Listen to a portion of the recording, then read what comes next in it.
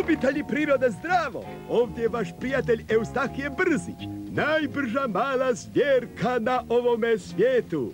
Ha! Pazi samo! Možda se neki pitaju tko su plave trkačice. Da vam pravo kažem, to i mene zanima. A, vidim neko ogledalce. Kako mi svega, ja sam zmija. Prizemno stvorenje, jedno od najnižih stvorenja u društvenom poretku prirode.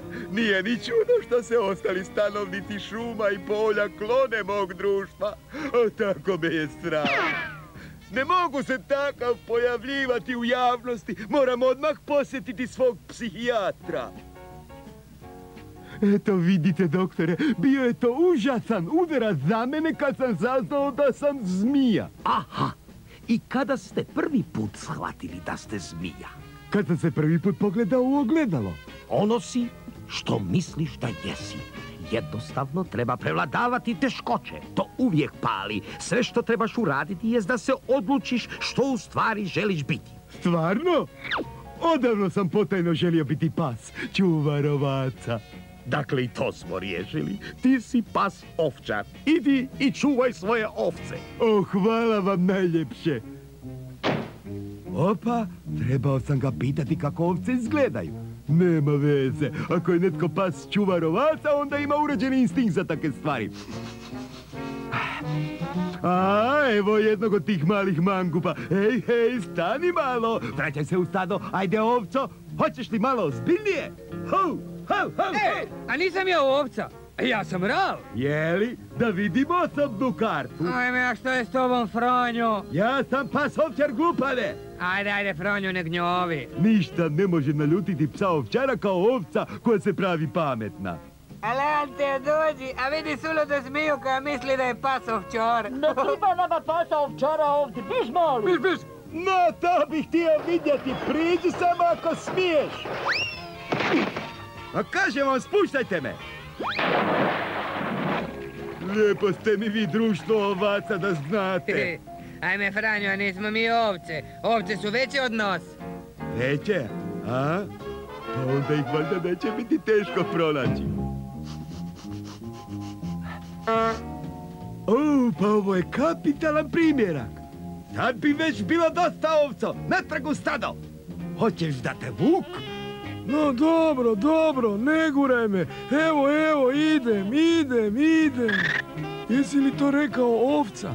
Ovdje se radi o zabuni. Nije sad vrijeme za časkanje. Protegni korak, ovco. Ali ja stvarno nisam ovca, časna riječ. Znate što? Možda je on ipak u pravu. Ima rep na oba kraja. Pa to ti stalno govorim, a osim toga ovce su i puno manje. Shvaćaš ti kakav je to promašaj za mene? Nije to ništa prema ovom pogotku. I onda, zar još nikad niste vidjeli psa ovčara? Aha, pazi ovo! Jedan od načina da se ovce razluče od ostalih životinja leži u činjenici da su ovce uglavnom pokrivene vunom. Hej, to se zove sreća. Slušaj ti, ovco, kamo ideš ako smijem znati? A ko me to pita? Ja te to pitam. A tko si ti? Ja sam pas ovčar. Ma ti si lud.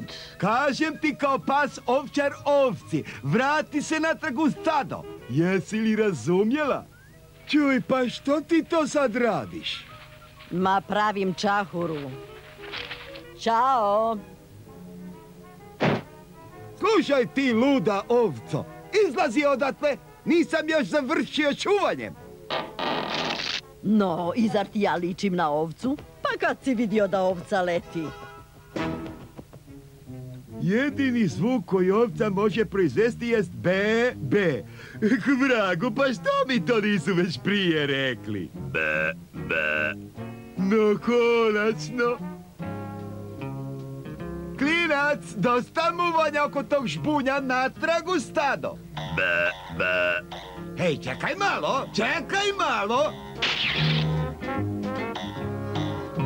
Joj, tako mi repa, ovca progutala vuka. Jesi li mi živa i zdrava? Ej, kakvi su ti sad ovo štosovi? Upropastiti moje sredstvo za rad? U tom smislu ja ću... Ti ćeš to? Ja ću krenuti u smjeru brda.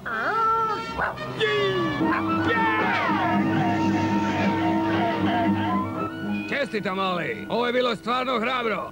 A tko ste vi, molim vas? Sinko, ja sam pas ovčar. Kakve li slučajnosti? Ja sam pas ovčar. O, kolega, baš mi je drago. Čuj, u ovom kraju ima toliko ovaca da ti i ja ima da spadnemo s nogu od posla.